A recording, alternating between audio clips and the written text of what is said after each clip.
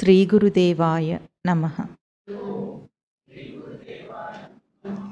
ఓం సల్లక్షణ సమారంభాం చిదానందేతి మధ్యమాం అస్మదాచార్య పర్యంతాం వందే గురు పరంపరాం. ఓం గీతామృత మహోదధయే నమః. ఓం గీతామృతాస్వాద ఆనందాయ నమః.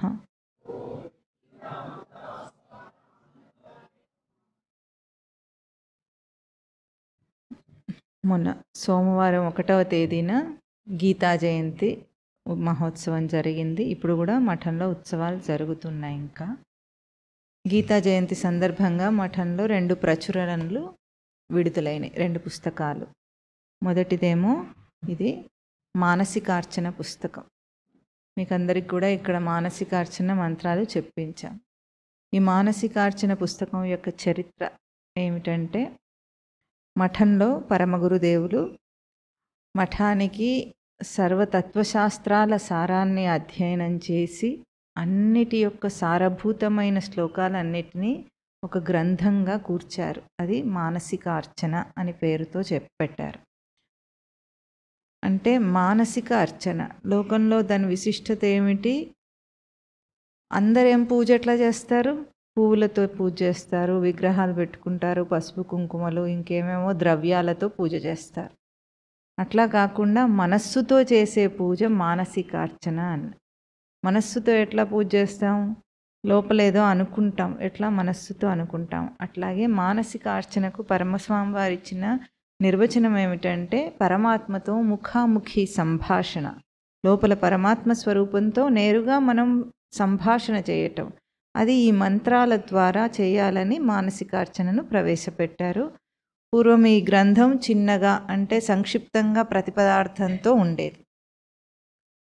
కేవలం ముక్క అర్థమే ఉండేది తెలుగులో. ఇప్పుడు దాన్ని కాస్త విశదంగా వివరంగా చేశారు. ఇది ఈ మానసికార్చన పుస్తకం. తర్వాత ఇంకొకటి ఏమిటంటే, దీంట్లో తత్వదృష్టి.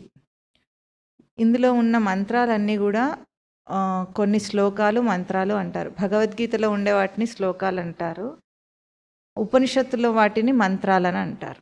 వాటన్నిటినీ కూడా కూర్చిన వాటికి ఒక తత్వదృష్టిని ఇచ్చారు స్వామివారు. తత్వదృష్టి అంటే ఏమిటంటే, మామూలుగా సాధారణంగా మనం ఏది అర్థం చేసుకున్నా సరే పరోక్షంగా పెట్టి అర్థం చేసుకుంటాం. ఇప్పుడు దేవుడు అంటే ఎక్కడో ఒక దేవుడు ఉంటాడు, తనకంటే వేరే ఒక దేవుడు ఉంటాడు. గురువు అంటే ఇంకొక స్వరూపం, తనకంటే వేరే ఒక స్వరూపం. లోకం అంటే ఇంకొకటి వేరే, తనకంటే వేరే ఒకటి. అన్నిటినీ పరోక్షంగానే అర్థం చేసుకోవటం అనేది మనిషికి అలవాటైపోయింది. కానీ అట్లా కాకుండా ఏదైనా సరే అవగాహన చేసుకునేది ఎవరు?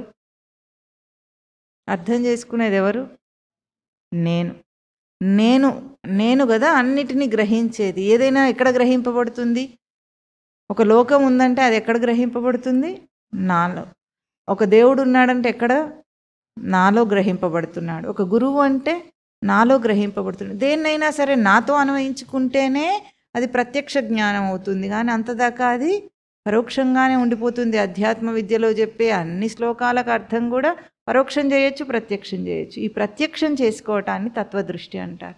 ఇందులో ఉన్న ప్రతి మంత్రానికి, శ్లోకానికి ఇప్పుడు అర్థం నేనుతో పోల్చే. నేను అన్న స్మృతి ఆధారంగానే నువ్వు అన్నిటినీ అవగాహన చేసుకో, అది ఏదైనా సరే అన్న దృష్టితో ఈసారి వ్యాఖ్యానం దీనికి ప్రత్యేకంగా వచ్చింది. సాధకులకు అందరికీ కూడా చాలా ఆనందంగా ఉండే గ్రంథం ఇది, అవగాహన చేసుకుంటే. ఇది ఎవరైనా అవసరం ఉన్నవాళ్ళు తీసుకోవచ్చు, ఇక్కడ ఉన్నాయి. ఇంకొకటి ద రియల్ మీ అని ఇంగ్లీష్లో ఒక ప్రచురణ. ఇదేమిటి? సెల్ఫ్ స్టడీ గురించి.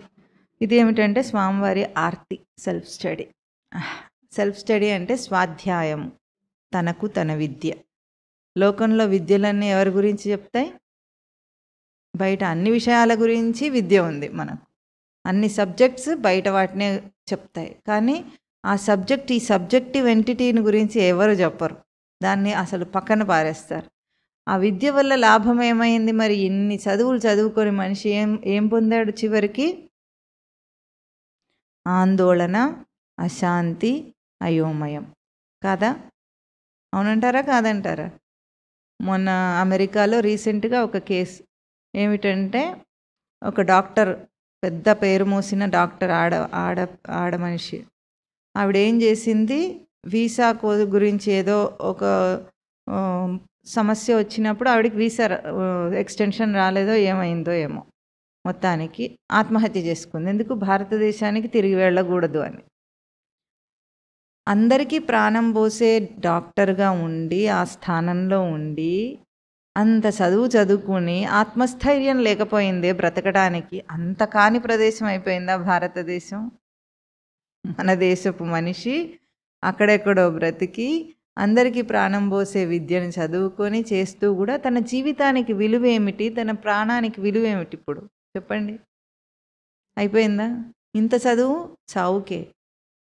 కనుక ఈ సెల్ఫ్ స్టడీ, స్వాధ్యాయం అనే అంశమును ఈ విద్యా వ్యవస్థలో, లౌకిక విద్యను కాదనటం లేదు, దాన్ని తిట్టిపోయటం లేదు, దానివల్లనే ఈరోజు ఎంతో సాంకేతిక అభ్యున్నతి జరిగింది, అది మేమందరం కూడా వాడుకుంటున్నాం, కాదని అనటం లేదు. కానీ దానివల్ల చావు కాదు, అమృతత్వాన్ని పొందగలగాలి. అది భారతీయ సనాతన సంస్కృతి. తనను వదిలేసి బయట దాన్ని తెలుసుకోవద్దు, తనను తెలుసుకొని అన్నీ తెలుసుకోవచ్చు. కనుక ఇది కరిక్యులంలో చేర్చాలని స్వామివారి యొక్క ఆశయం, ఆర్తి. దాన్ని తీర్చడానికి ముందు ఇది అంటే ఏమిటి, సెల్ఫ్ స్టడీ అంటే ఏమిటి అనే దాన్ని పరిచయం చేయటానికి ఈ చిన్న పుస్తకం, ద రియల్ మీ, నిజమైన నేను, సెల్ఫ్ స్టడీ, స్వాధ్యాయం, ఈ 2 అంశాలు ఇందులో ఉన్నాయి. దాని ప్రాముఖ్యత, అవసరం ఏమిటి సమాజానికి ఈరోజు అని ప్రాథమిక స్థాయి నుండి కళాశాలలు, యూనివర్సిటీస్లో కూడా అంతటా ఈ విద్యను ఒక సబ్జెక్టుగా ప్రవేశపెట్టాలని స్వామివారి ఆశయము ఎప్పటికైనా తప్పకుండా నెరవేరుతుంది. కనుక ఎవరైనా కావాలంటే ఈ పుస్తకం కూడా తీసుకోవచ్చు. ఈరోజు ఏం శ్లోకము, ఎన్నో శ్లోకము?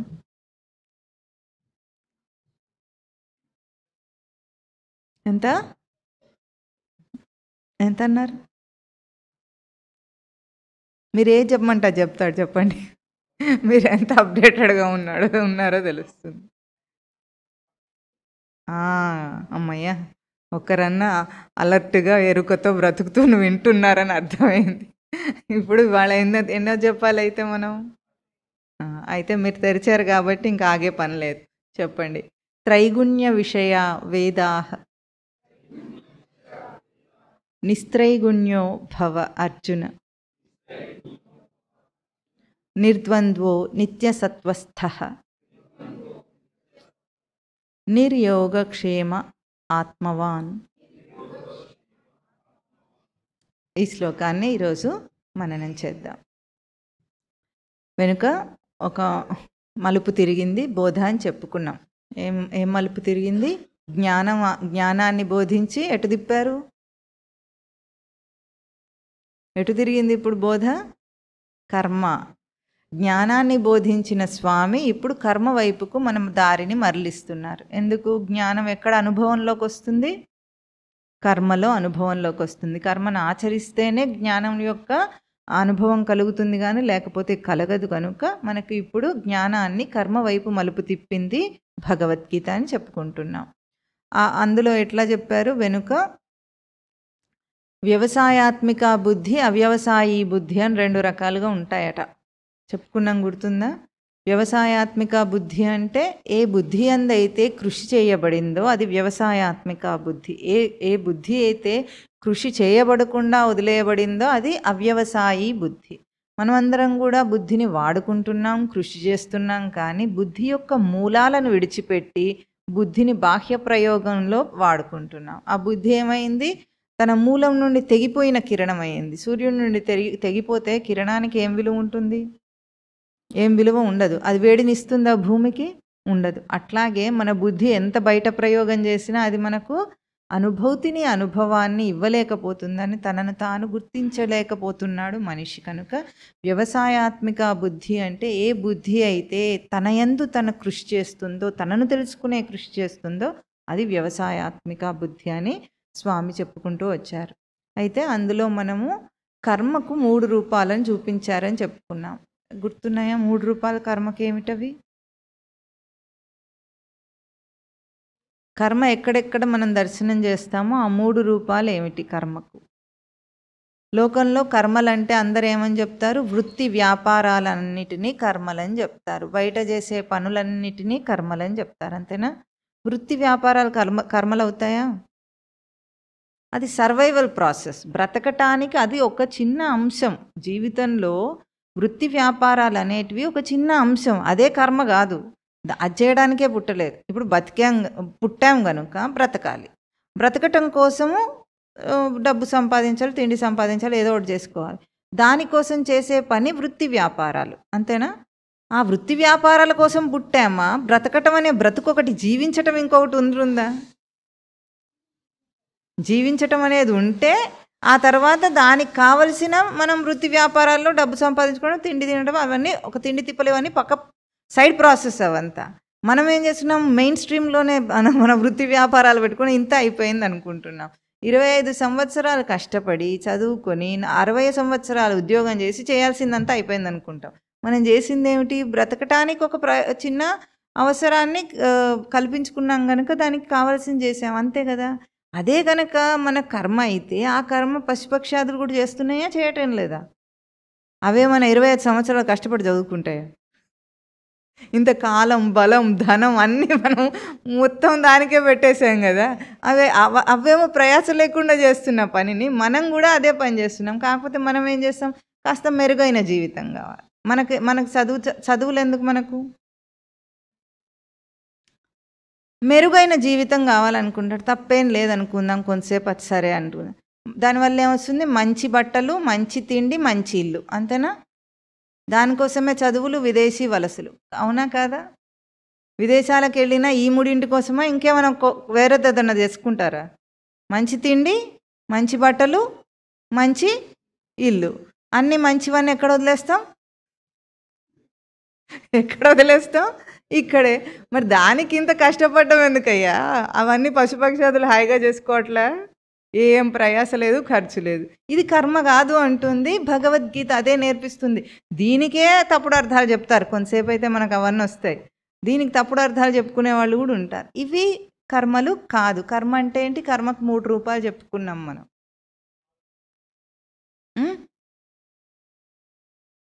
3 స్థానాల్లో కర్మ. ఒక పని చేస్తున్నప్పుడు అది 3 స్థానాల్లో మనకు తెలుస్తుంది.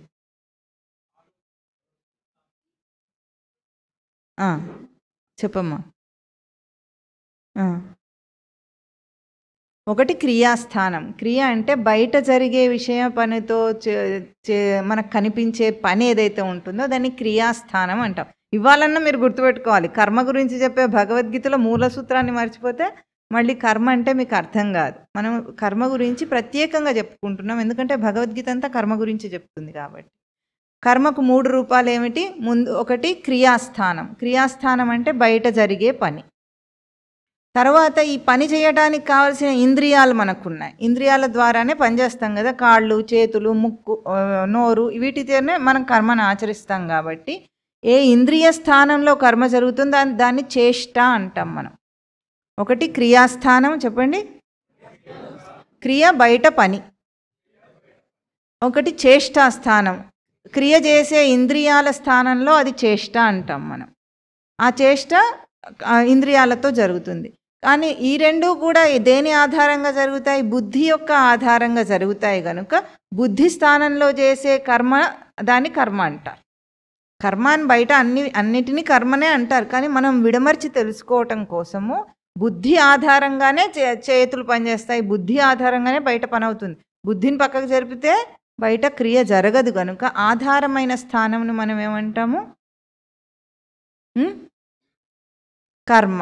బుద్ధి అందు కర్మ, ఇంద్రియములందు చేష్ట, బయట క్రియ. బాగా ధారణ చేయాలి దీన్ని. ఎందుకంటే కర్మ అనగానే బయట వృత్తి వ్యాపార ధర్మాలే కర్మలు అనుకొని చెప్పేస్తారు అందరు. అన్నీ అవే అనుకుంటారు. డాక్టర్కి డాక్టర్ కర్మ, అవన్నీ డాక్టర్ కర్మలు కావు. అవన్నీ ఏమిటి? బతకడానికి ఒక పని, అంతే కదా. అంతే, ఒక చిన్న భాగం జీవితంలో. దానికి అంత ప్రాధాన్యత ఇవ్వాల్సిన అవసరం లేదు. జీవితం ఇంకొకటి ఉంది, జీవించాలి ముందు. జీవిస్తే తిండి తినడానికి అర్థం, కానీ జీవించకపోతే ఇంకెందుకు అర్థం? తినడానికే బతికినట్టు ఉంటుంది. అది బతకడం కోసం తింటున్నాం, తినడానికి కోసం బ్రతకరు. అది కాదు లెక్క. కనుక ఇక్కడ కర్మను 3 రూపాల్లో మనం చూసాం. ఆ కర్మకు కూడా మనకు రకరకాలైన కర్మలు బయట చెప్పబడుతున్నాయి కనుక మనకిక్కడ స్వామి భోగైశ్వర్య ప్రసక్తిని చేసే వైదిక కర్మలను గురించిన ప్రస్తావన చేశారని చెప్పుకున్నాం. వైదిక కర్మలంటే ఏమిటంటే వేదాలలో 3 భాగాలు ఉంటాయి. ప్రసిద్ధంగా 2 ఉంటాయి, వివరంగా తెలుసుకోవాలంటే 3 భాగాలు ఉంటాయి. అందులో దైవీ కర్మ అని ఒకటి ఉంటుంది. ముందు అది వేదాలలోని మొదటి భాగమేమో కర్మకాండ, చివరి భాగం వేదాంతం అంటారు. వేదాంతం అన్న పదం విన్నారా? వేదాంతం అంటే వేదముల యొక్క చివరి భాగం అని అర్థం. వేదాంతములు జ్ఞానకాండ అంటారు. ఈ 2 మనకు చూపించారు. నిజానికి కర్మకాండలో ఇంకా 2 భాగాలు ఉంటాయి. కర్మకాండ అంటే యజ్ఞయాగాది క్రతువులు చేసే ఒక కర్మ చూపిస్తున్నారు. రెండవదేమో ఉపాసనాకాండ అని చూపించారు. అంటే కర్మకాండ, ఉపాసనాకాండ, జ్ఞానకాండ, ఈ 3 దేనికోసం చెప్పారో మనము ఈరోజు అర్థం చేసుకుందాం. ముందు అందులో దైవీ కర్మల్లో వచ్చేవేమిటి పోయినసారి కూడా మనం ప్రస్తావన చేసుకున్నాం. దానికి యజ్ఞయాగాది క్రతువులను చూపిస్తారు. యజ్ఞయాగాది క్రతువులు పూర్వం ఎట్లా ఉండేది? నిరాకార పరబ్రహ్మ స్వరూపమునే ఆరాధించటం వేదములలో ఉంది. వేదం అంటేనే ప్రమాణ గ్రంథం. అది మనిషి బ్రతకటానికి ప్రమాణ గ్రంథం వేదం. వేదములలో ఏం చూపించారు? నిరాకార పరబ్రహ్మతత్వాన్ని ఆరాధన చేయటానికి యజ్ఞయాగాది క్రతువులను చూపించారు. కానీ ఈ కాలంలో మనము సాకార ఆరాధన చేస్తున్నాం. అంటే ఒక మూర్తి రూపంలో భగవంతుని ఆరాధన చేస్తున్నాం. కాబట్టి విగ్రహారాధన వచ్చిన తర్వాత దైవీ కర్మ, పూజ, నోము, యజ్ఞ, వ్రతము, తీర్థస్థలాలు ఇవన్నీ వచ్చినాయన్నీ కూడా దైవీ కర్మలే. ఇదేమో సాకార రూపంలో, అది నిరాకార రూపంలో. ఈ యజ్ఞయాగాది క్రతువులను చెప్పింది మనకు కర్మకాండలో. తర్వాత మనకు ఉపాసనకాండ ఎందుకు ఉందో మనము అర్థం చేసుకుందాం. ఇవన్నీ 3 రకాలైన విషయాలను వేదాలలో చెప్పారట. అదే ప్రస్తావన చేస్తున్నారు ఈరోజు స్వామి శ్లోకంలో. త్రైగుణ్య విషయా వేదాః నిస్త్రైగుణ్యో భవ అర్జున, నిర్ద్వంద్వో నిత్యసత్వస్థః నిర్యోగక్షేమ ఆత్మవాన్ భవ. అంటే వేదములలో త్రిగుణ విషయములకు సంబంధించిన వాటిని చెప్పారు అని అంటారు. కొంతమంది ఈ శ్లోకానికి తప్పుగా అర్థాలు రాస్తారు. చాలా లోకంలో ప్రసిద్ధార్థాలన్నీ కూడా తప్పుగా ఉంటాయి. ఏమంటున్నారంటే, ప్రసిద్ధార్థం ఏం చెప్తున్నారో చెప్తాను ముందు. వేదాలన్నీ కూడా త్రిగుణ విషయాల గురించి చెప్పిన అర్జున, నువ్వు అందుకే అది కాకుండా నిస్త్రైగుణ్యో భవ, వీటిని వదిలేసి నువ్వు త్రిగుణరహితుడివి కా అని చెప్పినట్టుగా దాన్ని అర్థం చేసుకున్నారు అక్కడ. కానీ తప్పు చేసి నిర్ద్వంద్వ, ద్వంద్వములను అతిక్రమించు, నిత్య సత్వస్థ, నిత్యము నీ స్వరూపమునందు నిలిచిన వాడవగు, ఇంకా నిర్యోగక్షేమము, యోగక్షేమముల చింత లేకుండా జీవించు, ఇంకా ఆత్మవాన్ భవ అని చెప్పారని అంటారు. కానీ ఒక్క విషయం ఆలోచించండి, వేదాలు ఎప్పుడైనా త్రిగుణ విషయాలని చెప్తాయా? అక్కడ చిన్న మెలిక అర్థం చేసుకోవటంలో కొంతమంది పండితులు తప్పు చేస్తారు. ముందు అసలు వేదాలు ఏం చెప్పినాయంటే మనిషి బ్రతకటానికి ఏం కావాలో వాడికి అది చెప్పినాయి. ముందు ఒకటి నేను మిమ్మల్ని అడుగుతాను. వైద్యశాస్త్రం అన్నాం అనుకోండి, వైద్యశాస్త్రము ఆరోగ్య శాస్త్రమా, రోగశాస్త్రమా?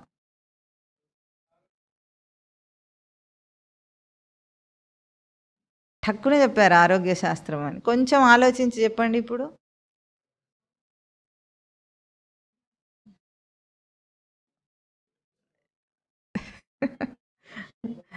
ఇప్పుడు ఆరోగ్య శాస్త్రం అన్నా రోగశాస్త్రం అన్నా 2 ఒకటే. అక్కడ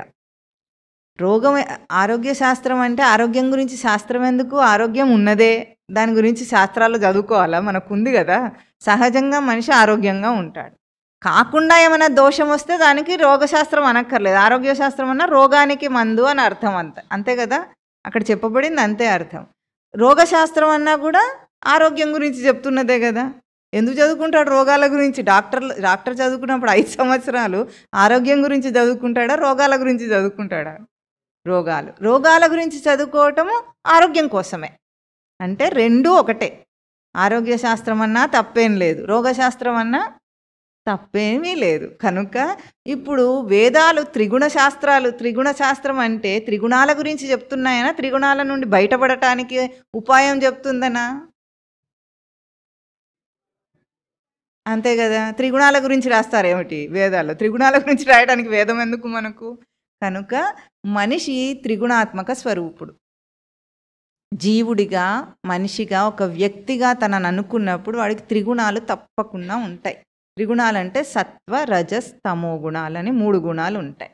ఈ 3 గుణాలు వాడికి తప్పకుండా ఉంటాయి, కానీ వాడి స్వరూపం అది కాదు. వాడి స్వరూపం ఏమిటి? గుణరహితుడు, వాడు గుణాతీతుడు అవుతాడనమాట.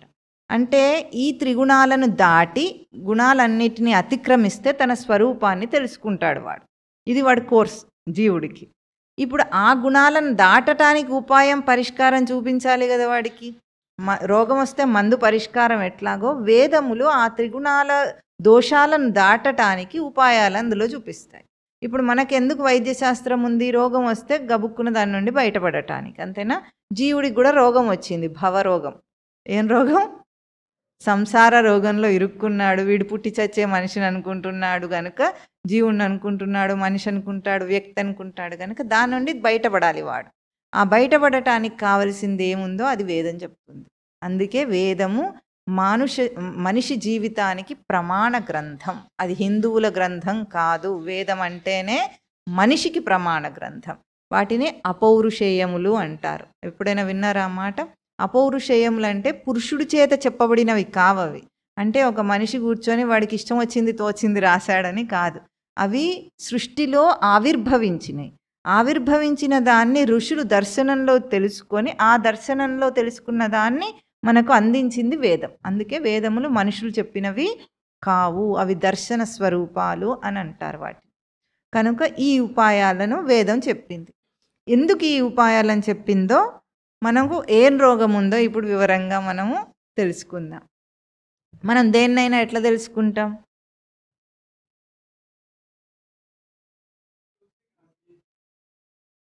చూసి ఇంకా సరే, అయితే మీరు పంచ జ్ఞానేంద్రియాలు చెప్తున్నారు. పంచ జ్ఞానేంద్రియాల వెనుక మనస్సును పక్కకు జరిపేస్తే అవి తెలుసుకుంటాయా? బుద్ధిని పక్కకు జరిపేస్తే తెలుసుకుంటాయా? అంటే ఇప్పుడు తెలుసుకునే పరికరం ఏమి? 5 జ్ఞానేంద్రియాలకు ఆధారమైంది మనస్సు, బుద్ధి. ఈ మనస్సు, బుద్ధి ఉంటేనే 5 జ్ఞానేంద్రియాలు దేన్నైనా తెలుసుకుంటాయి. ఇప్పుడు మీరు ఈ చెప్తున్నది వినాలన్నా, అర్థం కావాలన్నా మనస్సు, జ్ఞానం కావాలి. ఏది తెలుసుకోవాలన్నా బుద్ధి, మనస్సు కావాలి మనకు. ఆ బుద్ధి ఎటువంటిది? మనం ఎన్నోసార్లు ఇదివరకు కూడా చెప్పుకున్నాం, మీకు గుర్తుందో లేదో. మన ఏవ మనుష్యానాం కారణం బంధ మోక్షయో. అంటే బంధానికైనా మోక్షానికైనా కారణం ఎవరు? మనస్సే కారణం అని చెప్తున్నారు. అంటే ఎట్లాగూ ఉపమానం మనం చెప్పుకున్నాం, గుర్తించండి, గుర్తుపెట్టుకోండి. తాళం కప్ప ఉంది, మూయాలంటే ఏం కావాలి? తెరవాలంటే ఏం కావాలి? అదే కావాలా? ఇంకొకటి కావాలా? అదే తాళం చెవి. అదే తాళం చెవిని లోపలికి తిప్పితే మూసుకుంటుంది, అదే తాళం చెవిని బయటికి తిప్పితే తెరుచుకుంటుంది. అట్లాగే ఆ మనస్సే బంధాన్ని కల్పించింది జీవుడికి. తప్పకుండా మనస్సే కల్పించింది. వాడు బంధంలో లేనే లేడు, కానీ మనస్సు బంధంలో ఉన్నట్లుగా మనకు ఆవరణను కల్పించింది. కాబట్టి ఆ మనస్సు చేతనే ఇప్పుడు బయటపడాలి. వేరే ఉపాయం ఏం కాదు, ఈ మనస్సే వాడుకోవాలి. ఏ మనస్సుని బంధంలో పడటానికి జీవుడు వాడుకున్నాడో ఆ మనస్సును వాడుకొని బయటపడమంటుంది. ఇంకో పరికరం ఏమి ఇవ్వదు. ఇప్పుడు విన్నదంతా మీకు ఈ మనస్సుతోనే అర్థమవుతుంది. బంధం అంతా ఆ మనస్సే కల్పిస్తుంది. కనుక ఈ మనస్సు, బుద్ధి కారణం. అయితే మిమ్మల్ని ఈరోజు మీకు ఒక మంచి అప్రిసియేషన్ ఇద్దాం అనుకుంటున్నాను. మీరందరూ బుద్ధిమంతులు. మీకు ఎట్లా ఉంది? బాగుందా? మీరందరూ అందంగా ఉన్నారు. బాగుందా? అమ్మో, క్షణకాలం కూడా ఆలోచించకుండా నిజంగా బుద్ధిమంతులం అవునా కాదా అనకుండా ఒప్పేసుకొని బాగుందన్నారు. అవునా? అందంగా ఉన్నారు అనగానే ఆడవాళ్ళు అద్దం చూసుకోనట్టు ఎప్పుడు అద్దంలో చూసుకోనట్టే నిజం అనుకుంటారు. అది ఎట్లా ఉన్నది వాళ్ళైనా సరే. అవునా? మీరందరూ సచ్చిదానంద స్వరూపులు. అంత కాన్ఫిడెంట్గా అంటారా? అనుభవంలో ఉందా?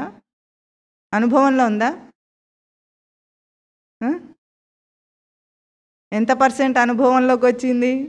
మీరు నిజంగానే బుద్ధిమంతులు. సంవత్సరంన్నర నుండో వింటున్నారు కాబట్టి సచ్చిదానంద స్వరూపం అంటే అవునంటున్నారు. ఎవరినైనా తీసుకొచ్చి అందంగా ఉన్నావు, తెలివైన వాడిని అంటే వెంటనే ఒప్పుకుంటాడు. నువ్వే పరమాత్మ స్వరూపం రా నాయన అంటే వాడు ఏమంటాడు? నా బొంద నేనేం పరమాత్మ అంటాడు. అంటాడా? ఒప్పుకోవాలి. కానీ అనుభవం చెప్పండి, అనుభవం ఎంతుంది? కలగట్లేదు అనుభవం. దేనివల్ల? వేదాంతంలో ప్రత్యేకత చెప్పమంటారా మీకు? వేదాంతాన్ని అర్థం చేసుకోవటం అత్యంత సులభమైన పని. మీకు ఇప్పుడు ఇక్కడ చెప్పేవన్నీ అర్థమవుతున్నాయా, కష్టంగా ఉన్నాయా? అర్థమవుతున్నాయి. బుర్ర కన్నా అర్థమవుతాయి. ఎవరికి అర్థమవుతాయి? చిన్న పిల్లలను తీసుకొచ్చినా సరే వాళ్ళకి చెప్పే కథల స్టైల్లో చెప్పేసామనుకోండి, వేదాంతం అంతా అర్థమైపోతుంది. అంత సులభమైన వేదాంతము అనుభూతి పొందడం అంత కష్టమైన పని. అనుభూతి వస్తుందా? సచ్చిదానంద పరబ్రహ్మ స్వరూపం నేను అన్నట్టు ఎప్పుడన్నా మీకు ఒక్క క్షణమైనా అనిపించిందా? అయితే మీరు చాలా పుణ్యాత్ములు. అందరికి అనిపించిందా? అనిపించాలి కూడా. ఎందుకంటే అది నిజం కదా. అందంగా ఉండటం అనేది నిజమో కాదో కానీ సచ్చిదానంద పరబ్రహ్మ స్వరూపం అనేది సత్యం. తెలివైన వాడు బుద్ధిమంతుడు నిజమో కాదో కానీ సచ్చిదానంద పరబ్రహ్మం అనేది సత్యం, అక్షర సత్యం. అది ఎప్పుడు నాశం కాని సత్యం. కానీ అనుభూతిలోకి రావటం లేదనేది సాధకులకు కొంత కంప్లైంట్ ఉంటుందా లేదా? ఆ దోషాన్నే మనం ఏమంటామంటే మనస్సుకు పట్టిన 3 దోషాలను చూపించింది శాస్త్రం. మనస్సు ఎందుకు అవగాహన చేసుకోవట్లేదో 3 దోషాలను చూపించింది. ఆ దోషాలకు ముందు ఒక ఉపమానం చెప్పుకుందాం. నీటిలో సూర్యబింబం కనిపిస్తుందా, కనిపించదా? కనిపిస్తుందా? అంటే సాధారణ స్థితిలో నీటిలో సూర్యబింబం కనిపిస్తుంది.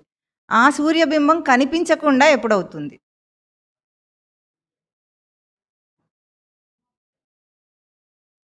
నీటి లోపలమ్మా. మబ్బు అడ్డం వస్తే మనకు కనిపించే సూర్యుడు అట్లా కాదు. నీటిలో సూర్యబింబం ఎప్పుడు కనిపించకుండా అవుతుంది?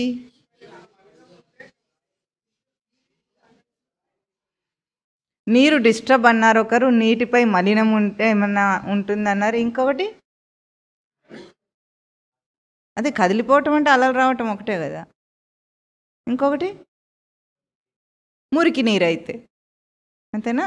మొదటిది మురికి నీరు అయితే నీటిలో ప్రతిబింబం కనిపించదు. రెండోది నీరు కదిలిపోతే నీటిలో ప్రతిబింబం కనిపించదు. నీరు దేని చేతనైనా కప్పబడి ఉంటే నీటిలో ప్రతిబింబం కనిపించదు. అట్లాగే మనస్సుకు స్వరూపం ఎందుకు అవగాహన అవ్వట్లేదు అన్నదానికి 3 దోషాలు చెప్తుంది శాస్త్రం. బాగా ధారణ చేయండి, గుర్తుపెట్టుకోవాలి ఎప్పటికీ. మీకు అందరికీ మనుషులకు అందరికీ ఉంటాయి కాబట్టి. మొట్టమొదటి మలదోషం, మల విక్షేప ఆవరణలు. 3 చెప్పండి. మల విక్షేప ఆవరణలు. ఆవరణను ఇంకా వివరంగా చెప్పాలంటే అజ్ఞానావరణ. మలం అంటే మురికి. మలం అంటే మురికి తెలుస్తుందా మీకు? మురికి అనేది ఒక దోషం అట మనస్సుకు. ఇంకొకటి విక్షేపం. విక్షేపం అంటే చెదిరిపోయింది, కదిలిపోయింది అన్నమాట. ఈ చెదిరిపోయిన మనస్సుకి స్వరూప దర్శనం కావటం లేదు. ఇంకొకటి అజ్ఞాన ఆవరణ. దట్టంగా దానికి ఒక లేయర్, ఆవరణ అంటే ఒక లేయర్ కప్పబడి ఉంది, దానివల్ల మనకు కనిపించటం లేదట. ఈ మలదోషం మనకు ఎట్లా వచ్చింది? నీటికి మురికి ఎట్లా వస్తుందండి? చెరువులో నీళ్ళు ఉన్నాయనుకోండి, మురికి ఎట్లా వస్తుంది? నానా చెత్త చెదారం అంతా అందులో పడితే అప్పుడేమొస్తుంది? మురికి పట్టిపోతుంది నీరు. ఆ మురికి నీళ్ళల్లో మనకేమీ కనిపించదు. అట్లాగే మన మనస్సుకి మలదోషం వచ్చింది, మురికి పట్టిందట. దీన్ని ఎట్లా పట్టింది? అది అనవసర విషయాలన్నిటినీ దానికి ఎక్కించి అభ్యాసం చేసి మరి ఎక్కిస్తాడు, అంతేనా?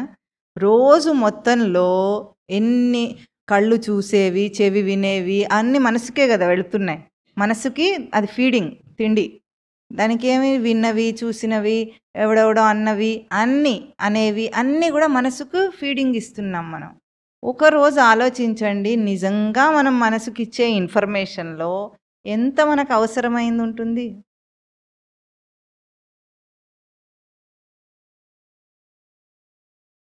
అవసరమైంది ఉంటుందా? 90% అనవసరం. ఆ 10% మిగిలింది అంత చాలు మన వ్యవహారం జరగాలంటే.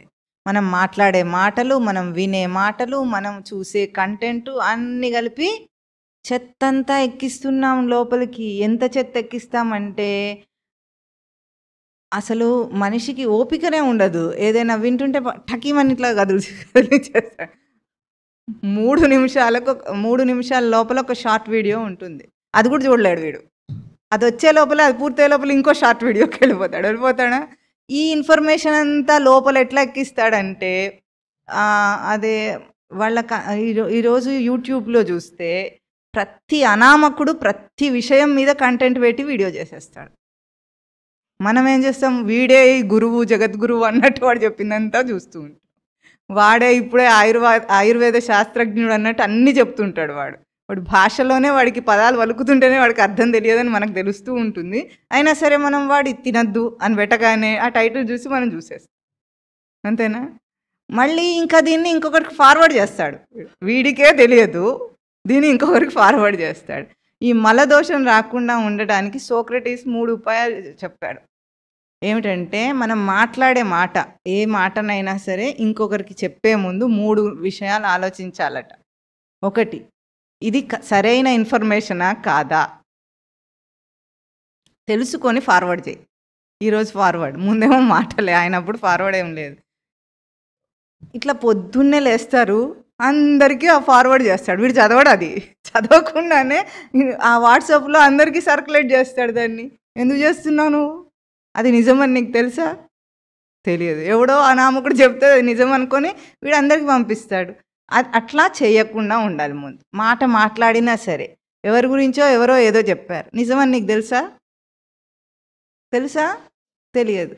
మనం చెప్పే అన్ని మాటల్లో అన్నట్లాగే ఉంటాయి, అవసరం లేనివి, నిజం కానివి. వాటిని ఫార్వర్డ్ ఇట్లా మురికి పట్టిస్తాం అందరికి. మనకు మురికి ఉంటే ఏం చేస్తాం? మన చేతికి మురికి ఉంటే ఎక్కడెక్కడ మురికి అవుతుందండి? ఏది ముట్టుకుంటే అది మురికే అవుతుంది. అట్లాగే మనకే మురికి ఉంటే మనం ఎవరికి ఏది చెప్పినా అది మురికి మాటనే కదా. ఇట్లా మనసుకు మురికి పట్టించేస్తున్నామా లేదా? రెండవది ఆయన ఏం చెప్పాడు? ఆ మాట నిజమా కాదా? ఫస్ట్ మొదటిది, ఆ మాట ఉపయోగకరమైందా కాదా? రెండవది, అసలు వాడికి అవసరమా అది? పొద్దున్నే నువ్వు ఎందుకు మెసేజ్ ఫార్వర్డ్ చేస్తున్నావు? చేస్తారా లేదా? అందరూ పనిపాట ఉండదనుకుంటా కొంతమందికి, పొద్దున్నే ఓ మెసేజ్ పెడుతూ ఉంటారు. ఉపయోగకరమైన మాటలు ఉంటాయా అందులో? ఏముండవు. ఏముండకపోయినా సరే ఆ మాట ఇంకొకటికి చెప్పాలి. నీకేం ఒరిగింది దాంట్లో? నీ మురికి వాడికి కూడా అంటించడం కాకపోతే. అట్లా మనం ఎన్ని వింటున్నాం? మనం చెప్పడం ఒకటి, వింటాం ఒకటి. ఎన్ని వింటాం రోజుకి? అక్కడ అదయిందట, ఇక్కడ ఇదయిందట. అట అంటే తెలుసా మీకు? అట అంటే మనకు తెలియదు, వాడేవాడు అన్నాడని మనం కూడా అంటున్నాం. అట అంటాం అప్పుడు, అంతేనా? అంతేగాని అది నిజమని మనకు తెలియదు, అది ఉపయోగకరమైంది కూడా కాదు.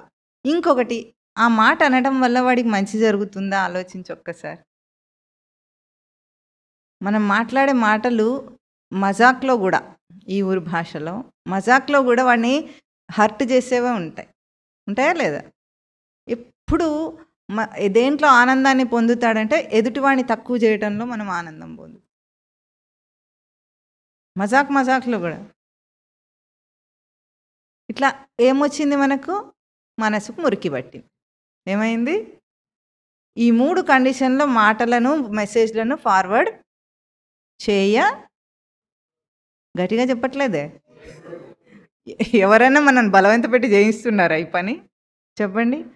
అర్జునుడు అడుగుతాడు తర్వాత అధ్యాయంలో, తర్వాత అథ కేన ప్రయుక్తోయం పాపం చరతి పురుష అనిచ్ఛన్నపి వార్ష్ణేయ బలాదివ నియోజిత.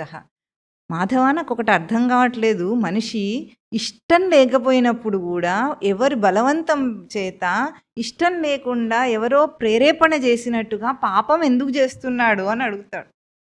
మీరు చెప్పండి, ఎందుకు చేస్తున్నాడు? ఇష్టం లేదట. అనిచ్ఛన్నపి బలాదివ నియోజిత, ఎవరో బలవంత పెట్టి నీ చేత చేయిస్తున్నట్లుగా చేస్తున్నాడు ఎందుకు పాపాలన్నిటినీ అని అర్జునుడు అడుగుతున్నారు. మీకు అందరికీ సందేహం ఉందా లేదా? వద్దనుకున్నా కూడా చేస్తాం. ఎందుకు? అంత కష్టపడక్కర్లేదు. స్వామి సమాధానం చెప్పాడు. కామయేష క్రోధయేష రజోగుణ సముద్భవ. కామపూరితమైన మనస్సు చేతనే ప్రేరణ కలిగి మనిషి ఆ పని చేస్తాడు. ఇవన్నీ ఎట్లా ఉంటాయి? పేరుకుపోతాయి అన్నమాట. మనస్సులో పేరుకుపోతాయి. ఇవన్నీ ఎట్లా పేరుకుపోతాయి? ఒక పని చేసాం మనం. ఒక పని చేసిన తర్వాత దానికి ఫలితము మనం కోరితే వస్తుందా, కోరకపోయినా వస్తుందా? ఆ తర్వాత శ్లోకం వస్తుంది వెంటనే, కర్మణ్యేవ అధికారస్తే మా ఫలేషు కదాచన. భగవద్గీతలో పాపులర్ శ్లోకం అది. ఏం తెలియని వాడు కూడా ఇది కోట్ చేసి చెప్తుంటాడు. వాడికి కర్మ అంటే ఏమిటో తెలియదు, అధికారం అంటే ఏం తెలియదు, ఫలితం అంటే ఏమిటో తెలియదు, కానీ మా ఫలేషు కదాచన అంటాడు. అన్నం తినటం ఒక కర్మ. కడుపు నిండటము మనం అనుకుంటే నిండుతుందా, వద్దనుకుంటే ఊరుకుంటుందా? చెప్పండి. అన్నం తింటే కడుపు నిండటం ఆటోమేటిక్గా జరుగుతుందా లేదా? మనం అవునంటే కావాలంటేనే నిండుతుంది, మనం వద్దంటే నిష్కామ కర్మ చేస్తాను నేనంటే కడుపు నిండకుండా ఉంటుందా? చెప్పండి. అట్లాగే ఏ పని చేసినా దానికి పర్యవసానం రావటం అనేది సహజంగా జరుగుతుంది. నువ్వు దాని మీద దృష్టి పెట్టే అవసరం లేదు అక్కడ. దాని గురించి ఏం మాట్లాడకు, కర్మ గురించి మాట్లాడంతే. నువ్వు కర్మ చేసేది బుద్ధి స్థానంలో కర్మని చెయ్యి, బయట క్రియాస్థానంలో కర్మ కాదు అని చెప్తారు స్వామి. కనుక ఇక్కడ కామపూరితమైన మనస్సు వల్లనే ప్రేరణ కలిగి మనిషి చేస్తాడు. ఇప్పుడు ఒక ఐస్ క్రీమ్ తిన్నారనుకుందాం. మీకు ఏ ఫ్లేవర్ ఇష్టం? చాక్లెట్. మీరు చిన్నపిల్లలు ఏమన్నా చాక్లెట్ ఫ్లేవర్ తినడానికి? అయినా సరే లోకానికి అందరికీ చాక్లెట్ ఫ్లేవర్ ఐస్ క్రీమ్ ఇష్టం కాబట్టి తిన్నారు. తిన్న తర్వాత ఐస్ క్రీమ్ ఎంతసేపు నోట్లో ఉంటుంది? క్షణకాలం ఉంటుంది, దాని తర్వాత పోతుంది. కానీ మళ్ళీ ఒకసారి ఆ ఐస్ క్రీమ్ తినాలని మనకు అనిపిస్తుంది. దేనివల్ల? విషయం పోయింది, కానీ వాసన రూపంలో మనం లోపల దాన్ని పెట్టుకున్నామన్నమాట. ఏ పని చేసినా సరే ఆ విషయం పోతుంది అక్కడికక్కడ, కానీ వాసన రూపంలో దాన్ని నిలుపుకుంటాడు మనిషి చిత్తంలో. ఆ విషయ వాసన చిత్తంలో కాదు, కారణ రూపం అంటారు దాన్ని. ఆ కారణ రూపంలో విషయ వాసనలు ఉంటాయి. ఆ వాసన వల్ల మనకేమనిపిస్తుంది? ఇంకొకసారి మళ్ళీ తినాలనిపిస్తుంది, మళ్ళీ మళ్ళీ ఆ కర్మ చేయాలనిపిస్తుంది, ఆ పని చేయాలనిపిస్తుంది. అంటే లోపల వాసన రూపంలో అది ఉన్నదని అర్థం అన్నమాట. అది కూడా ఇంకొకసారి కోపం వస్తుంది. ఊరికే కోపం వస్తుందా మనిషికి ఎక్కడన్నా? దానికి ఎట్లా ఉంటుంది? లోపల ఒక ఫైల్ తయారై ఉంటుంది. బకెట్లో నిండా నీళ్లు ఉన్నాయి, ఎప్పుడు బయటికి కారిపోతాయి? నిండిన తర్వాత కూడా కొలాయి తిప్పితే అప్పుడు కారిపోతాయా లేదా? అట్లాగే కోపం లోపలంతా పేరుకుపోయిన తర్వాత బయటికి వస్తుంది. అంతవరకు లోపల పేరుకుంటుంది. ఓపిక పడతాడు, అప్పుడు ఒకసారి బస్ట్ అవుతాడు అన్నమాట. అంటే లోపల ఇవన్నీ కూడా కారణ రూపంలో, వాసన రూపంలో అన్నీ అక్కడ పేరుకుపోతున్నాయి మనకు. వీటన్నిటి వల్లనే మనం కర్మలు చేస్తున్నాము. దానికి మళ్ళీ ఏమొస్తుంది? వాసన వస్తుంది. మళ్ళీ ఆ వాసన రూపం మళ్ళీ లోపల ఉంటుంది, మళ్ళీ దానివల్ల ప్రేరేపణ జరుగుతుంది. దానికి ఏం చేయాలో తర్వాత ఉపాయం చెప్తారు. అంటే ఈ రకంగా మనసుకు మలదోషం ఏర్పడుతుంది, అంటే మురికి పడుతుంది. రెండవది ఏమిటి? మల విక్షేపం అంటే డిస్ట్రాక్టెడ్ మైండ్. మొదటిదేమో మడిల్డ్ మైండ్, మురికి పట్టిన నీరు మనస్సు. రెండవది డిస్ట్రాక్టెడ్ మైండ్ అంటే అర్థమవుతుందా? చెదిరిపోయిన మనస్సు. క్షణకాలం కూడా ఒక చోటు ఉండదు, అది ఎక్కడికెక్కడికి పడితే అక్కడికక్కడికి వెళ్ళిపోతుంది. ఇప్పుడు కూర్చొని ఉన్నారు, ఎంతమంది ఎక్కడికెక్కడికి వెళ్ళొస్తున్నారో తెలియదు. వెళ్ళొచ్చారా? ఈ కాలంలో యావరేజ్ కాన్సన్ట్రేషన్ పవర్ ఎంతడంట తెలుసా మనిషికి? వీడు చెప్పట్లేదు, న్యూరో సైంటిస్టులు చెప్తున్నారు. ఒక సాధారణ మనిషికి అంటే మధ్య వయసు దాటి కొంత పెద్ద వయసు వచ్చిన వాళ్ళకి 5 నిమిషాలట. 5 నిమిషాలే ఒక విషయం మీద వాళ్ళు ఏకాగ్రంగా నిలపగలుగుతారట. యువకులకు చెప్పమంటారా? పిల్లలకు, యువకులకు ఎంత ఊహించండి. 1 నిమిషమా? 30 సెకండ్స్. 30 సెకండ్ల కంటే ఎక్కువ వాళ్ళు ఎక్కడా దృష్టిని నిలపలేరట. ఎందుకు? ఇన్స్టాగ్రామ్ ఎట్లా ఇన్స్టెంట్గా కంటెంట్ మారాలి వాడికి. 30 సెకండ్ల షార్ట్ వీడియో పెడితే మాత్రమే ఇన్స్టాగ్రామ్లో చూస్తారని వీడికి చెప్తున్నారు. ఇంకా 30 సెకండ్లలో నేను వీడియో పెట్టలేను బాబు, వాడు చూస్తే చూడమను, లేకపోతే లేదు. అంతలో వాడికి ముక్తి అయితే రాదని వదిలేశాను నేను. 30 సెకండ్లలో ఏం చెప్తారండి చెప్పండి? ఇంత మరి బలహీన స్థితికి మనిషి దిగజారిపోయాడు. 30 సెకండ్లు 5 నిమిషాల కంటే ఒక చిత్తాన్ని ఒక చోట నిలుపలేకపోతున్నాడు. ఇది డిస్ట్రాక్టెడ్, విక్షేపం చెందిన మనస్సు. అందుకే అది ఇంకా ఎట్లా ఉంది, మనకన్నీ ఇట్లా కంటెంట్ ఎట్లా వస్తుంటుందంటే ఇట్లా అనాలని ఎవరో బలవంత పెడుతున్నట్టు వేలు కదులుతుంటుంది. అవుతుందా లేదా? విందామనే అనుకుంటాడు పాపం 5 నిమిషాలు, అంత లోపలనే వేలు ఊరుకోక ఏం చెప్తుంది, బలవంత పెట్టినట్టు, ఇష్టం లేకపోయినా కూడా కదిలించినట్టు అది కదులుతూ ఉంటుంది. ఈ రకంగా మనిషి అభ్యాసం చేసి విక్షేప దోషాన్ని పొందాడు. మూడవది ఏమిటి? మళ్ళా విక్షేప అజ్ఞానావరణ. మామూలు ఆవరణ కాదట. ఆవరణ అంటే కప్పిపుచ్చేసింది అన్నమాట. కప్పిపుచ్చేసింది ఎట్లా ఉంటుంది? ఇప్పుడు మనకు మీకు అందరికీ తెలుసా, ఈ ధర్మరాజు రాజసూయ యజ్ఞం చేసినప్పుడు మయసభ నిర్మించారు కదా. ఆ మయసభలో దుర్యోధనుడు వెళ్ళినప్పుడు ఏమైంది, నీరున్న చోటనేమో కార్పెట్ ఉన్న చోటనేమో నీరున్నట్టుగా ఒక గ్రాఫిక్ క్రియేషన్ చేసి మయుడు అక్కడ చూపించాడు. ఈరోజు మన గ్రాఫిక్స్లో చూపిస్తారు కదా, అక్కడ నిజంగానే గ్రాఫిక్స్ ఉన్నాయన్నమాట, నిజంలాగా. అందుకే దుర్యోధనుడు ఏం చేశాడు, నీరున్న చోట పొరపాటున కాలు పెట్టి పడిపోయాడు. అప్పుడు ఏమైనది, ద్రౌపది గుడ్డివాడి కొడుకు గుడ్డివాడు అని అవమానించినందుకే ఇంత మహాభారత యుద్ధం జరిగింది. అంతేనా? అంటే కప్పిపుచ్చేసిందన్నమాట. అట్లాగే మన మనస్సుకు కూడా అజ్ఞానం అనే ఆవరణ ఎట్లా కప్పిపుచ్చుతుందంటే కంటికి ఎదురుగున్నది కూడా మనకు కనిపించదు. ఎట్లా కనిపించదు చెప్పమంటారా? సిగరెట్ డబ్బా మీద ఏముంటుంది, cancer causing, cigarette smoking is injurious to health, cancer causing అని అది పాపం వాళ్ళు బొమ్మ కూడా వేసి చూపిస్తున్నారు ఈ మధ్య. ఆ బొమ్మ కూడా కనిపిస్తుంటుంది. సినిమాకి వెళ్ళినప్పుడు ఒక అడ్వర్టైజ్మెంట్ వస్తుందా, ఏమిటది, నా పేరు ముఖేష్. చూసారా వీడికి ఇవన్నీ తెలుసు. ఆ అడ్వర్టైజ్మెంట్లో చెప్తాడు కూడా పాపం సిగరెట్ తాగొద్దని. వాడేం చేస్తాడు, ఇదే అంతా చూసుకుంటూ కూడా ఆ పెట్టె మీద అది క్యాన్సర్ది బొమ్మ చూసుకుంటూ కూడా సిగరెట్ చక్కగా ఎంత బాగా నాకు కాదనుకొని తాగుతాడు. దీని కారణం ఏమిటి? అజ్ఞానావరణ. అంతేనా? ఇంకా అడ్వర్టైజ్మెంట్స్ వస్తాయి చూసారా టీవీల్లో, వాళ్ళకున్నంత తెలివి ఇంకెవరికి లేదు. మనుషులు గొర్రెలు అని వాడికి బాగా తెలుసు, అంటే మనుషులకు అస్సలు తెలివే లేదని. లేకపోతే ఫేర్ అండ్ లవ్లీ అడ్వర్టైజ్మెంట్ చూసారా ఎప్పుడన్నా? అట్లా అని ఎక్కడైనా తెల్లగా అవుతారా లోకంలో? చెప్పండి, అవుతారా? కారు. ఎలుకతోలు తెచ్చి ఏడాది ఉతికినా నలుపే కానీ తెలుపు కాదు, మనకు తెలుసు కదా. కానీ మన ఆశ నల్లగా ఉన్నా సరే ఇప్పుడు తెల్లగా అవుతామేమో అని. అందుకే ఎన్ని రకాల క్రీములు లోకంలో అమ్మబడుతున్నాయి చెప్పండి. హయ్యెస్ట్ లెవెల్ ఉంటుంది వాటికి సేల్స్. అంతేనా? అంటే వాడి ఉద్దేశం ఆడవాళ్ళకి ఆవగింజంత బుద్ధి జ్ఞానం కూడా లేదనే కదా. అంటే ఇదే అజ్ఞాన ఆవరణ. మనకు తెలుసు అది జరగదని. ఇంకా సినిమా తారాలు అడ్వర్టైజ్ చేస్తుంటారు, అదేదో సరిగ్గా గుర్తు రావట్లేదు, ఇప్పుడు చూస్తుంటే ఫామ్లో ఉంటే గుర్తొస్తాయి. కానీ వాడేమంటాడు, డర్కే ఆగే జీత్ హే అంటాడు. అదేదో తాగాలట, అది తాగితే ఇన్స్టెంట్గా ఎనర్జీ వస్తుందట. బూస్ట్ తాగితే అందరు కపిల్ దేవులు, సచిన్ టెండూల్కర్లు అవుతారా చెప్పండి, అవుతారా? మనం ఏం చేస్తాం, పిల్లలకు వాడు క్రికెట్ ప్రాక్టీస్ చేస్తుంటే బూస్ట్ తెచ్చి పోసేస్తాం, నిజం అనుకుంటాం. ఇది ఎందుకయింది? తెలుసా తెలియదా? తెలుసు. ఎందువల్ల అవుతుంది? అజ్ఞాన ఆవరణ. హోటల్లో తినటం ఆరోగ్యానికి మంచిదా హానికరమా అండి? అమ్మో, ఎవరు మానేశారండి తినటం? ఎందుకు ఇక్కడ ఇంతమంది హానికరం అందరిలో ఎవరెవరు మానేశారో చెప్పగలుగుతారా? ఒక్క చేయి కూడా ఎత్తలేదా? ఎత్తుతారా? ఒక్క చేయి లేస్తోంది, 2, 3. అమ్మో, నిజంగా చెప్పాలి, ఇక్కడ అబద్ధాలు చెప్తే నాకేం మోసం కాదు, మీకేం మోసం అవుతుంది. మీరు కాదు, డాక్టర్ కూడా ఎవరైతే బయట తింటే హానికరం అని చెప్తాడో వెళ్ళి ఏం చేస్తాడు, ట్రైన్లో ఒక న్యూస్ పేపర్లో మర్మరాలు అమ్ముతాడు వాడు, చూసారా? ఆ మర్మరాల్లో వాడు ఏం చేస్తాడు, నిమ్మకాయ పిండుతాడు.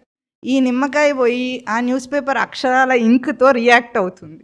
ఆ రియాక్ట్ అయింది మర్మరాలకు అంటుకుంటుంది. అది డాక్టర్కి తెలుసు, మనకి ఇంత సైన్స్ తెలియకపోయినా డాక్టర్కి తెలుసు, ఆయన కూడా అవి తింటాడు. దేనివల్ల? కోరిక, అజ్ఞాన ఆవరణ. ఈ రెండింటి వల్ల తెలిసిన అన్ని పనులు మనిషి చేస్తూనే ఉంటాడు. వాడికి తెలివే రాదు ఎప్పటికీ. ఈ 3 దోషాలు మనస్సుకు పట్టి పీడిస్తున్నాయి కాబట్టి దీనికి పరిష్కారాన్ని చూపించింది వేదం, ఉపాయం. చాలా ఇంకా చెప్పమంటారు అజ్ఞాన ఆవరణ గురించి? చాలా ఉంది చరిత్ర. మన గురించి చెప్పాలంటే చరిత్రకు అంతం ఉండదు. భాగవతం అనుకోండి, సప్తాహం 7 రోజుల్లో భగవంతుడు లీలలు చెప్పేసుకోవచ్చు. ఈ జీవుడు లీలలు చెప్పాలంటే దానికి అంతం ఉండదు. ఎన్ని రోజులైనా చెప్తూనే ఉండొచ్చు. వాడికి అంతం లేని చరిత్ర అది. కనుక ఇట్లా మనకు మల విక్షేప ఆవరణ దోషాలు ఉన్నాయి. చెప్పండి. 3ంటికి ఉపాయం చూపించింది వేదం. మొదటి వేదంలో ఏమని చెప్పుకున్నాం? కర్మకాండ. మలదోషానికి ఉపాయం ఏమిటి, పరిష్కారం ఏమిటి? కర్మకాండ. విక్షేప దోషానికి ఉపాయం ఏమిటి? ఉపాసనాకాండ. అజ్ఞాన ఆవరణకు ఉపాయం ఏమిటి? జ్ఞానకాండ. ఈ 3ంటి ద్వారా, వీటి అభ్యాసం ద్వారా మనిషి వీటిని దాటగలడు, సులభంగా దాటగలడు. ఇంతసేపు చెప్పామా? కావాలనుకుంటే వీటన్నిటిని క్షణాల్లో వదిలేయచ్చు. అంత పెద్ద కష్టాలేం కావు ఇవన్నీ. ఇప్పుడు మలదోషానికి దైవీ కర్మని చేయాలి. దైవీ కర్మ చేసేటప్పుడు ఎందుకు చేయాలంటే, మనం దైవీ కర్మ అంటే పూజ చేస్తాం చేతులతో, నామమంత్రం చెప్తాం నోటితో, వాగీంద్రియము కరములు, ఇవన్నిటినీ శుద్ధి చేయాలి. ఎందుకంటే 84 లక్షల జీవరాశుల్లో కూడా వీడికి ఇంద్రియాలు ఉన్నాయి. ఇప్పుడు మానవ దేహంలో కూడా ఇంద్రియాలు ఉన్నాయి. నానా చెత్త కర్మలన్నీ చేసి చేసి చేసి వాటిని కలుషితం చేసుకున్నాడు మనిషి. ఇప్పుడు వాటిని శుద్ధి చేయాలి. అందుకే ఏం చేయాలి? ఈ నోటితో నామమంత్ర జపం చేస్తే నోరేమవుతుంది? మలదోషం నుండి బయటపడుతుంది మనస్సు, నోరు శుద్ధి అవుతుంది. దైవీ కర్మ నిత్య దీపారాధన చేసి నామమంత్ర జపం చేసుకొని శ్లోకాలు మంత్రాలు చదువుకోవటం ఎందుకు చెప్పింది మనకు మన హిందూ ధర్మం అంటే? ముందు మలం మురికిని తీసేయాలి కదా, వాడికి అంటించుకున్న మురికిని ముందుకు అడగాలి. ముందు ఏదైనా శుభ్రం చేయాలంటే మన చేతికి మురికి ఉంటే చెయ్యి కడుక్కోవాలి. చెయ్యి కడుక్కున్న తర్వాత నువ్వు గిన్నెను తోమితే ఆ గిన్నె శుభ్రం అవుతుంది. నీ చేతికే మురికి పెట్టుకొని నువ్వు గిన్నెను తోమితే ఏమవుతుంది?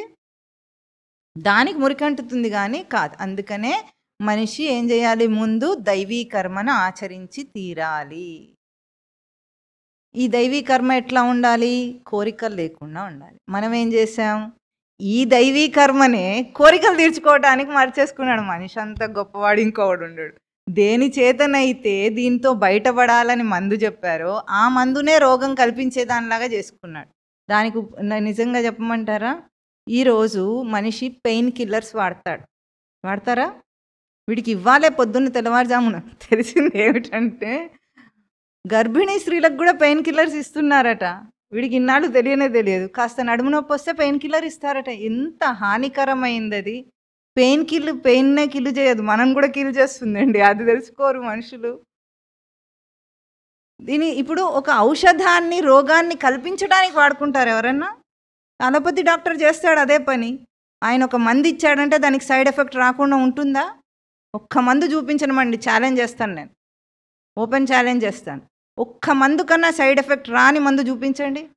నువ్వు ఇచ్చేది ఒక రోగాన్ని తగ్గు చేస్తున్నా ఇంకో రోగాన్ని కల్పిస్తుందా లేదా? అట్లాగే కోరికలు వదిలేయడానికి పూజ చేయమంటే వీడు కోరికలనే కోరుకుంటూ పూజ చేస్తాడు. ఎంత తెలివైన వాళ్ళు అసలు ఎక్కడ దొరికారు? అంటే వేదాలు మాత్రం ఏం చేస్తాయి? తల పట్టుకుంటున్నాయట. కానీ మనం ఇప్పుడు ఏం చేయాలి? దైవీ కర్మ చేయాలి, తీర్థయాత్రలు చేయాలి. ఇవన్నీ చేసి ఎట్లా చేయాలి? కమలాక్షును అర్చించు కరములు కరములు, శ్రీనాథు వర్ణించు జిహ్వ జిహ్వ, సురరక్షకుని చూచు చూడ్కులు చూడ్కులు, శేషసాయికి మృక్కు శిరము శిరము, విష్ణుని ఆకర్ణించు వీణులు వీణులు, మధువైరి దవిలిన మనము మనము అని చెప్పాడు ప్రహ్లాదు. చేతులతో ఎన్ని చెత్త చేష్టలు చేశావో వీటన్నిటికీ బదులుగా కమలాక్షును అర్చించు కరములు కరములు, ఆ చేతులు చేతులయ్యా. శ్రీనాథు వర్ణించు జిహ్వ జిహ్వ, ఈ నోటితో ఎన్ని చెడ్డ మాటలు మాట్లాడావో ఈరోజు ఆ నారాయణుని కీర్తన చేయి, నువ్వు సంకీర్తన చేయి, భజన చేయి, నామమంత్రం చెప్పు, అప్పుడు నీ నోరు శుద్ధమవుతుంది. శేషసాయికి మృక్కు శిరము శిరము, ఎంతమంది ముందు తల వంచి జీవించావో ఇన్నాళ్ళు, ఆ పరమాత్మ ముందు ఒక్కసారి తల వంచి సాష్టాంగ నమస్కారం చెయ్యి, అప్పుడు నీ దోషం అంతా పోతుంది. అట్లా బ్రతికితే అది బ్రతుకు. అందులో కోరికను కోరొద్దు. కష్టాలు సుఖాలు వాటి సమయానికి వస్తాయి. మీరు అవునన్నా కాదన్నా ఆగవు. రెండు మీకు మంచే చేస్తాయి. కష్టం కూడా మంచే చేస్తుంది, సుఖం కూడా మంచే చేస్తుంది. మీకు ఎప్పుడైనా శ్వాస పీల్చుకుంటున్నందుకు ఆనందంగా తృప్తిగా అనిపించిందా? ఒకప్పుడు అనిపిస్తుంది. ఎప్పుడు చెప్పండి?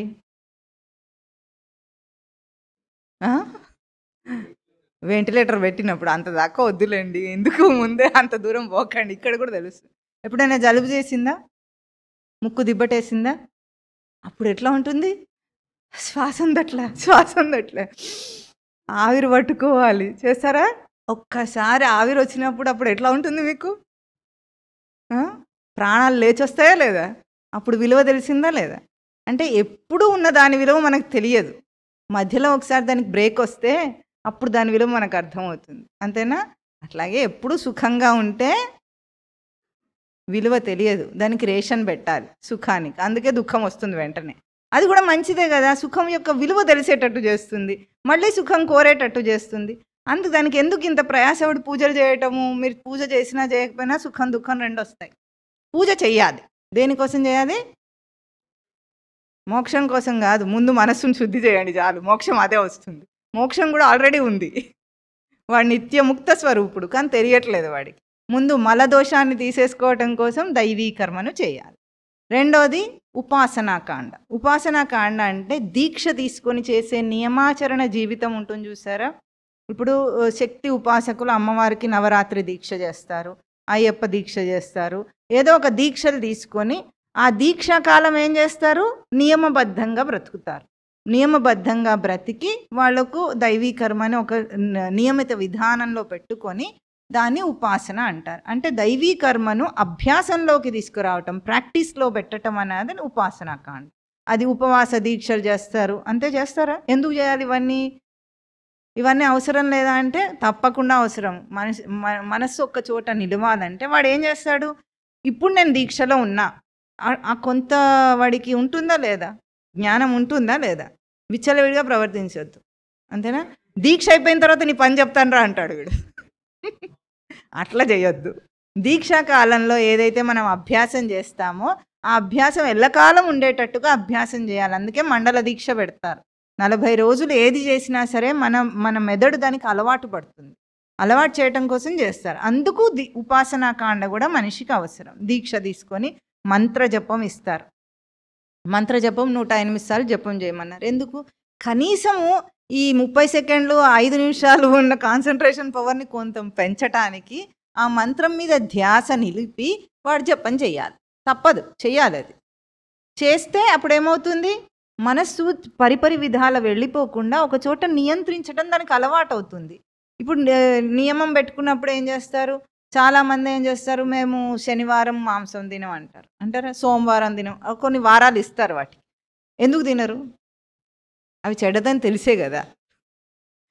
కార్తీక మాసంలో తినరు, శ్రావణ మాసంలో తినరు. అంటే పవిత్రమైన సమయాల్లో ఆ పని చెయ్యకూడదు అని వాడికి తెలుసా తెలియదా? ఇట్లాంటి నియమాలు పెట్టుకున్నప్పుడు ఏం చేస్తారంటే పవిత్రతను దర్శనం చేస్తాడు. పవిత్రం ఎప్పుడు? శ్రావణ మాసానికి పవిత్రత వస్తుందా? మనకు దేవుడికి పవిత్రత ఉంటుందా? క్యాలెండర్కి మాసానికి ఉంటుందా? మనకే కదా. ఆ పవిత్రత మనలో దర్శనం చేయటం కోసం ఒక దీక్షాకాలము ఉపాసనాకాండం పెట్టింది. ఈ ఉపాసన వల్ల వాడికి ఏమవుతుంది? మనస్సు ఎటూ వెళ్లకుండా తన స్వరూపం మీద కేంద్రీకృతం చేయతగిన ఆ శక్తి వాడికి వస్తుంది, చెయ్యగలిగిన శక్తి వస్తుంది. దానికోసం ఉపాసనాకాండ. దేనికి? విక్షేప దోషానికి ఉపాసనాకాండ పరిష్కారం. గుర్తుపెట్టుకుంటారా? మళ్ళీ వచ్చే వారం అడిగితే. మూడవది ఏమిటి? అజ్ఞాన ఆవరణ. అజ్ఞాన ఆవరణ ఎట్లా ఉంది? దట్టంగా పేర్కొని ఉంది మనకు. ఎట్లా? ఒక్కటి కూడా కనిపించే, అన్ని కళ్ళెదురుగానే ఉంటాయి సత్యాలు, మనకు చూడాలనుకోం మనం. అసలు మనం ఎట్లాంటి వాళ్ళం అంటే కళ్ళు మూసుకొని పిల్లి పాలు తాగి అది ఏమనుకుంటుంటుంది? లోకం అంతా లేదనుకుంటుంది. అట్లాగే మనం కూడా కళ్ళు మూసుకొనే అన్ని పనులు చేసేసుకుంటే మనకు తెలియలేదు కదా, సుఖంగా ఉండొచ్చు. జ్ఞానం తెలిస్తేనే కష్టం వచ్చింది అనుకుంటాడు వీడు. కానీ అట్లా కాదు. జ్ఞానకాండ వల్ల అజ్ఞానం తొలగిపోతుంది వాడి. ఎప్పుడైతే మబ్బు తొలగితే సూర్యరశ్మి ఇదివరకే ఉంది. అట్లాగే లోపల సచ్చిదానంద స్వరూపం ప్రమాణంగా ఉంది నీకు.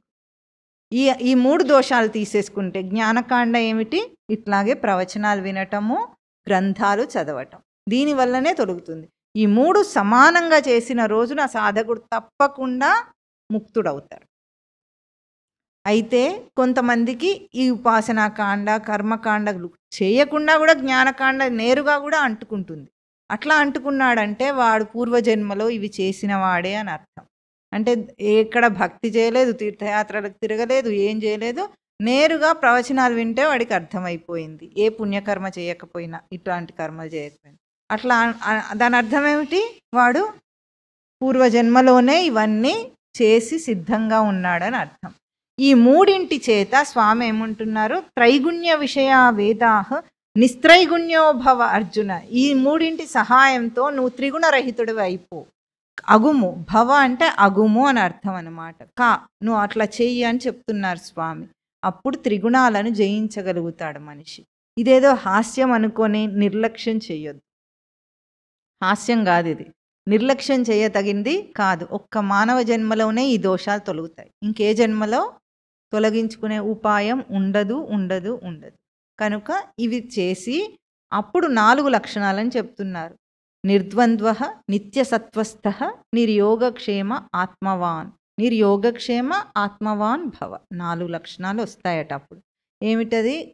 అట్లా అవుతాడు కావాలని చెప్తున్నారు. ఏమిటి? నిర్ద్వంద్వ. ద్వంద్వాలంటే 2 జోడి, పెయిర్స్ ఆఫ్ ఆపోజిట్స్ అంటారు ద్వంద్వాలని. అంటే సుఖము దుఃఖము, జయము అపజయము, లాభము నష్టము, ఇలాంటి వాటిని ద్వంద్వాలు అంటారు. ద్వంద్వాలు అంటే ఆపోజిట్స్.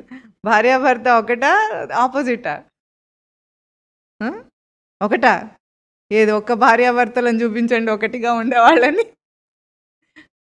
దీనికి ఒక హాస్యం చెప్తారు, చెప్పమంటారా? హాస్యం మొన్ననే స్వామివారు చెప్పారు. ఏమిటంటే 63, 36 సంఖ్యలు రాయటం తెలుసా మీకు? 63 ఎట్లా ఉంటుంది? లోపలికి ఉంటాయి. 3 కూడా లోపలికి ఉంటుంది, 6 కూడా లోపలికి ఇట్లా చూసుకుంటూ ఉంటాయి. 36 ఎట్లా ఉంటుంది? భార్యాభర్తలు ఎట్లా ఉండాలి? 63, 36? 63. ఎంతమంది 63 ఉన్నారో వెళ్ళి చూసుకోండి అందరు కలిసి. కనుక ఇట్లా ద్వంద్వరహితుడవిగా, నిర్ద్వంద్వ, ద్వంద్వాలు లేనివాడివిగా. దానికి మనం ఏం చెప్పుకున్నాము? సమం, సమానం చేయాలి. ద్వంద్వాలని వెనుక చెప్పాము. సమం అంటే, సమానం అంటే అర్థం ఏమిటి? సమశబ్దానికి అర్థం గుర్తుంచుకోమని చెప్పాడు వీడు. ఎందుకంటే సమత్వం గురించి చెప్తుంది భగవద్గీత. కర్మ, సమత్వం చాలా ముఖ్యమైన అంశాలు. సమత్వం అంటే రెండింటిని సమానం చేయమంటే ఇదిగో ఇది నువ్వు ఇది నువ్వు, మీరిద్దరు సమానం, పోట్లాడుకోకండి అట్లనా?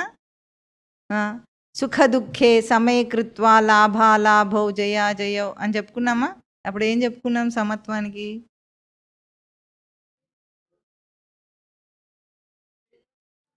చెదరకుండా ఉండటం.